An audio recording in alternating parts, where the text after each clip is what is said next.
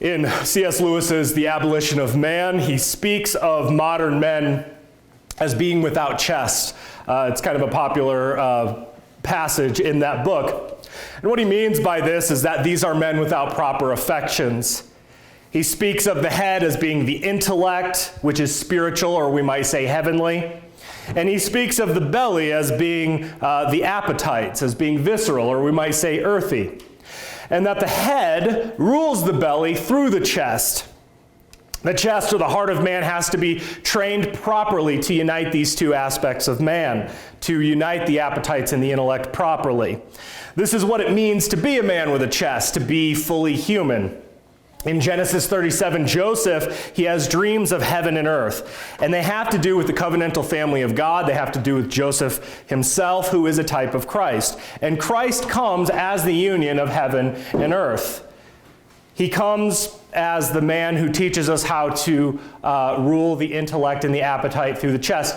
Just as the head rules the body, or rules the belly through the chest, God rules the earth through the Christ. And so this heavenly, earthy man is showing us how to be men with chest, how to properly align our affections with objective truth, goodness, and beauty, which was Lewis's preoccupation in The Abolition of Man.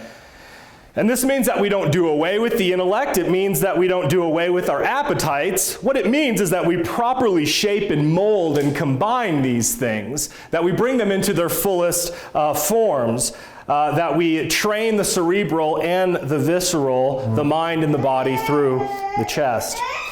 Now, Jesus gives us a new heart. He gives us a chest. He gives us the ability to rule and to be truly human. And he does this through his Spirit, which properly orders these things.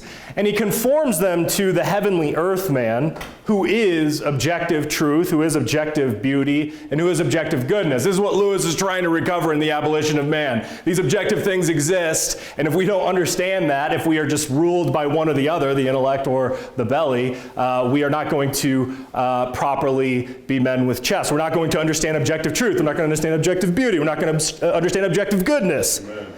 But that's what Jesus gives us. He gives us these things. He gives us a chest, but it's a process. And Lewis understands this. He says that this is a process that involves proper education. Now, he's talking about education, the kind that we think of when we go to school and we engage the liberal arts. And that's true, and especially natural law. He's trying to recover natural law there.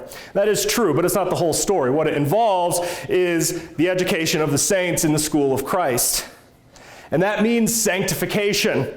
And that means failing, and that means confessing and repenting. It means recognizing that we continue to battle the old man who doesn't have a chest.